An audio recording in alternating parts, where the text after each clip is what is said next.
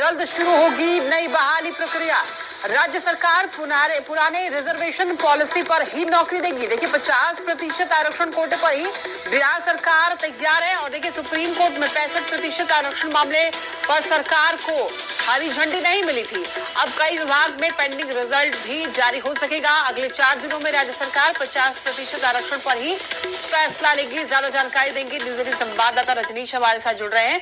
रजनीश, देखिए पुराने आरक्षण का जो प्रतिशत था उस पर ही कहा जा रहा है कि बहाली होगी और जल्दी ही बहाली प्रक्रिया शुरू भी होने वाली है। क्या जानकारी है आपके पास? बिल्कुल, देखिए बिहार के लाखों छात्र छात्राओं का इंतजार खत्म होने वाला है, जो बहाली को लेकर इंतजार में थे, रिजल्ट को लेकर इंतजार में थे, क्योंकि सुप्रीम कोर्ट से जिस प्रकार से राज्य सरकार को झटका लगा और सुप्रीम कोर्ट ने जो हाई कोर्ट का फैसला था उसे सही करार दिया और 65% जो आरक्षण है वो अब बिहार में लागू नहीं होगा। यानी सुप्रीम कोर्ट ने हरी झंडी नहीं दी, जिसके बाद राज्य सरकार ने कहा जा रहा है कि लीगल एडवाइस लिया है और उसके बाद जो लीगल ओपिनियन लिया गया उसके आधार पर अब राज्य सरकार ने फैसला ले लिया है कि अब 50% आरक्षण की सीमा के आधार पर ही बिहार में अब बहाली निकलेगी।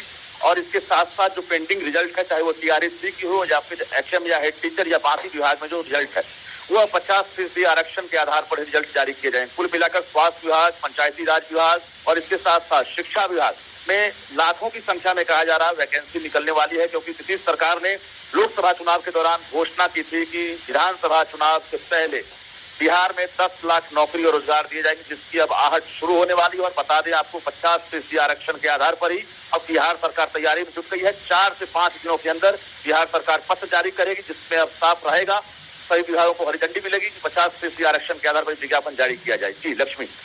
और रजनीश, बहाली को लेकर के कब नोटिस जारी किया जा सकता है? क्योंकि देखिए 4 दिनों में तो कहा जा रहा है कि जो आरक्षण प्रतिशत है उस पर फैसला लेगी सरकार।